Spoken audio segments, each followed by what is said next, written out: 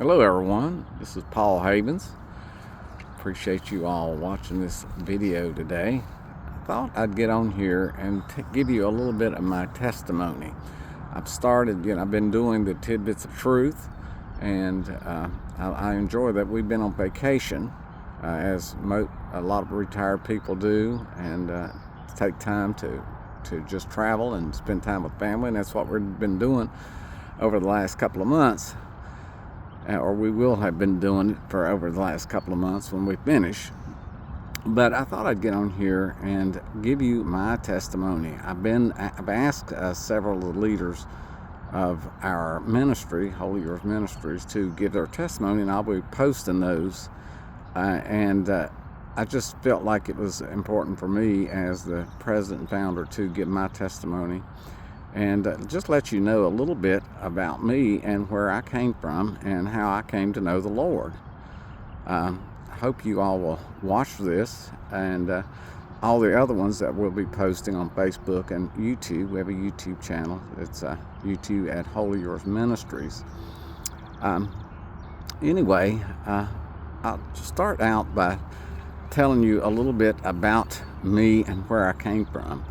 I was born in a place called Rich Valley, Virginia, a small area between Saltville, Marion, and Chilhowie, an area, basically a farming community. My father was a tenant farmer. We lived on the property. There were 8 of us children, my father and mother. We were blessed in many, many ways, but in many ways we were, people would probably consider us poor, but we were only poor financially, maybe. God always provided. He always took care of us. But we were probably poor. We lived in a big 2-story house with no running water, and many of the rooms were not inhabitable. But the Lord blessed us there, and we had many years of love. My mother, she always taught us the Bible as we were growing up. But it started out basically that I'm actually a walking miracle. My mother told me this story, and many other people. Of course, I was an infant, but when I was an infant, I actually died. And my mother came and found me in the crib. I was dying. I had died. I would turn blue, and all that my fluids had evacuated my body. And she held me up to the Lord and said, "Lord, if you bring him back to life, I will raise him for you." And lo and behold, the Lord brought me back to life. And I spent my early years, listening to my mother tell us stories. We would go to church in the summertime in a vacation Bible school, and there were several people in the area that would pick us up. We didn't have a car. We did not drive. My mother, she went to the 9th grade. She had a 9th grade education. My dad had a 3rd grade education, and he had a hard time reading and writing. But the Lord blessed us there. And fast forward to 2021, that's what I wanted to really get into, how I came to know Jesus. Of course, I had been taught all my life about Jesus, but I never really had a personal relationship with him. My brother and I used to read the Bible every night before we'd go to bed, but I never really truly understood it. And of course, once I got out of high school, graduated in 1977, I got out of high school, went to college, went to Virginia Highlands, met my wife Stephanie there, and we got married in 1979. And we moved to Petersburg, Virginia, and she started working in a daycare center. It was actually an all-black daycare center. She was the only white person there. And the Lord it's amazing how the Lord puts you exactly where he wants you.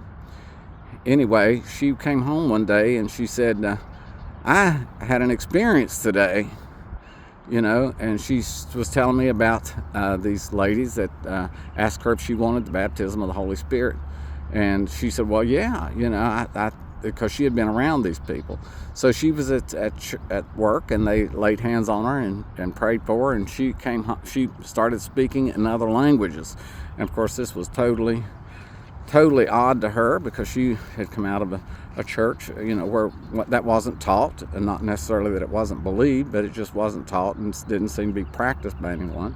We got married in the Sinking Springs Presbyterian Church in Abingdon. Well, she wanted to go get baptized, so she invited me to go with her. So, of course, I sat on the back row, white-knuckled, and I did not want to have anything to do with that. So, there was a young black man there preaching talking, gave me his testimony, actually, of how the Lord had delivered him from alcoholism and drugs. And it really touched me, and they asked anyone if they wanted to receive Christ. And I obviously thought before that I had, but I knew that I had not known him to that depth. So I ran to the altar, gave my life to the Lord, and they were all around me, different people in the church, and they said, "Do you want to receive the baptism of the Holy Spirit?" And I said, "Well, I don't exactly know what that is, even though I had experienced a tent meeting one time where that happened, where there was a different gifts of the Spirit flowing, but I was not really that familiar with it. So, and I had read it in the Bible. So they were. I said, I don't know. I want everything that the Lord has for me. I want it. And so they gathered around me and started praying for me, and there was a fire from the top. I felt the fire from the top of my head to the very bottoms of my feet. It was a fire that I had never felt, an intense fire. And of course, I realized that later that was a baptism of the Holy Spirit by fire, the fire of the Holy Spirit. And then I started speaking in another language that I could not explain. It just came out. And so that was an amazing experience, and one that really changed my life upside down, and even until this day. I went home from there. My wife, they had told me to read chapter John and then Acts, so I did that. And I found out, when I got to Acts, this is exactly what happened to me. And before this, I couldn't really understand the Bible. And after this experience, I was able to really understand the scriptures and relate to it. And Jesus changed my life. He changed my heart. He changed who I was instantly.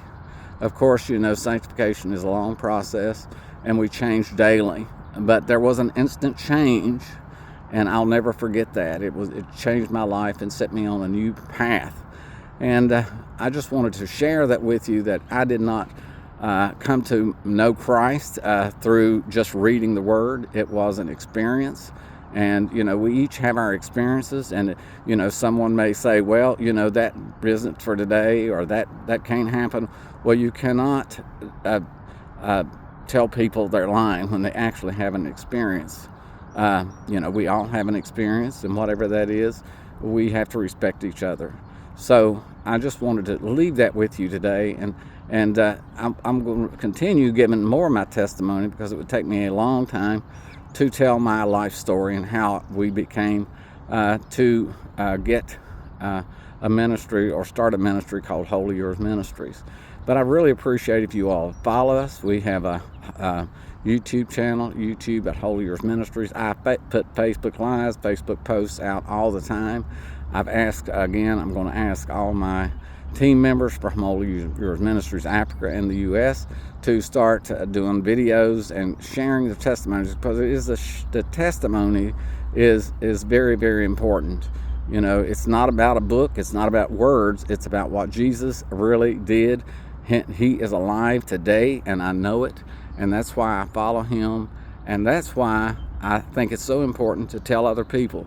Once you have Jesus and you've been filled with his Spirit and you're born again, you have the pearl of great price living inside of you. And I would encourage everyone to tell people your testimony.